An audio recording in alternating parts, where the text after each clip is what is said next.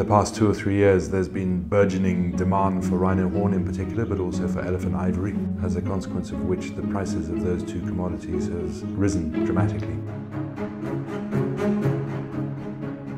What you have to remember is these poachers are armed, and they're armed with the latest assault rifles, because obviously as we move forward with technology and the value of horn goes up, they move forward as well. This has now become organised crime.